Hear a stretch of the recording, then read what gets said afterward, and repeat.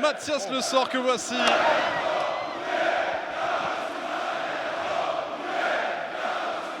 Avec Ali Traoré, la collade.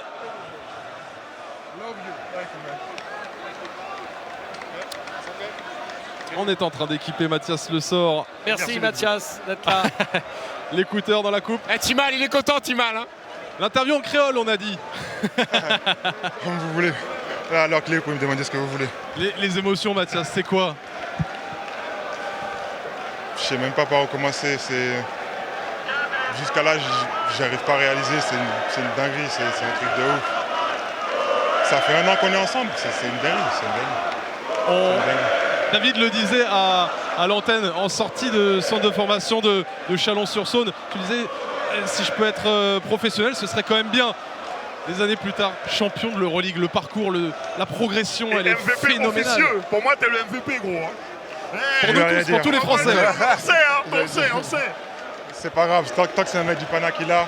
Voilà. C'est clair que j'aurais aimé l'avoir ce trophée, mais Sloki il nous a beaucoup aidé. Ce soir, il a été exceptionnel. Tant que c'est un joueur du Pana qui a le trophée, après, c'est pas grave, je m'en fous. Et puis la célébration avec les supporters. Stephen disait, tu vas connaître tous les chants de tous les supporters d'Europe à ce rythme-là à la fin de ta carrière. La communion, elle est magnifique. Ils ont été incroyables, les supporters du Pana, ce soir. Ouais, ils ont attendu un peu toute l'année que je monte avec eux chanter. Là, on a gagné un titre d'Euroleague. C'était obligé que je fasse. Donc, regarde, on est à Berlin, on dirait qu'on est chez nous. Vous avez joué à domicile. C'est n'importe quoi. Ah ouais, c'était à domicile ce soir. Franchement, merci à eux, merci.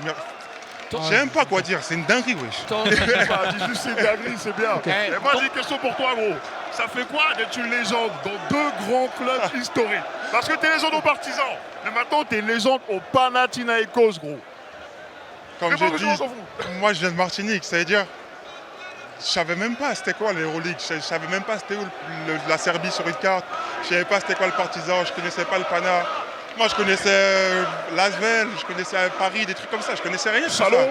Je connaissais même Chalon. Avant d'y aller, je connaissais à peine Chalon. Je connaissais rien. Ouais. En Martinique, nous, on regarde la NBA. Là, surtout à l'époque, c'était pas aussi médiatisé que maintenant. Donc, on connaissait pas ces trucs-là. Et là, je suis arrivé. Je me souviens une fois, Théo Lefebvre, mon coéquipier, il me dit ouais. Il me parlait d'Obradovic et tout. Je dis mais c'est qui Obradovic? Je lui ai dit mais c'est qui Obradovic? C'est lui qui m'a parlé d'Obradovic pour la première fois. J'avais 15 ans. Et là, regarde, c'est une dinguerie. Et ben, Mathias, Théo Lefebvre, que je connais bien, et tous tes copains du centre de formation de Chalon, ils doivent être d'une fierté absolue de voir leurs copains sur le toit de l'Europe. Hein. C'est les gars, on se parle tous les jours. Là, encore avant le match, il y a encore la demi-finale, Clint m'a envoyé un message. J'ai parlé avec David, Axel et Théo, ils m'ont envoyé des messages avant le match. Que tout le monde sache qui est qui, parce que c'est une génération dingue. Hein. Clint Capella, David Michino, Axel Bouteille. On a une génération de dingue. Mais franchement, on a tous eu nos parcours et je suis fier de tous les gars avec qui j'ai joué. Là, c'est un moment incroyable. Ça fait pleurer, mec. C'est une dédicace à mon île, à Chalon, à ma famille, à tout le monde. C'est une... Mathias, j'ai l'impression que pour toi, il faut avoir la couleur verte pour être champion d'Europe, puisque avec Nanterre, tu avais déjà gagné. Avec Monaco aussi. Avec Monaco, ouais, mais c'est rouge Monaco. Ça veut dire que tu as gagné l'Eurocup, tu as gagné la FIBA Europe Cup. C'est ma troisième. C'est ma troisième. Tu es 3 fois champion d'Europe, mon grand. C'est ma troisième. C'est énorme. Parle-nous un peu d'un coach atypique, volcanique, Ergin Ataman. Parle-nous de ce phénomène Ergin Ataman au quotidien. Comment c'est? Au quotidien, c'est... en vrai, au début d'année, on ne gagnait pas. C'était vraiment galère.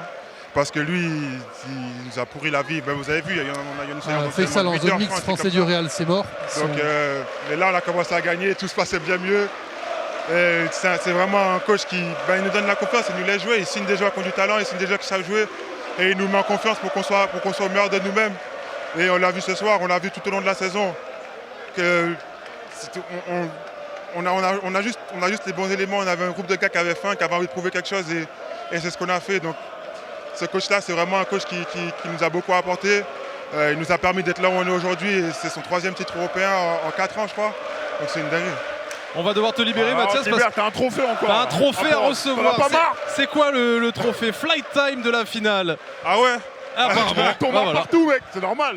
Bon, j'ai pas MVP, j'ai Flight Time, c'est pas grave. Je pense qu'il y a à prendre. On va t'en confectionner un de trophée de MVP. Bravo.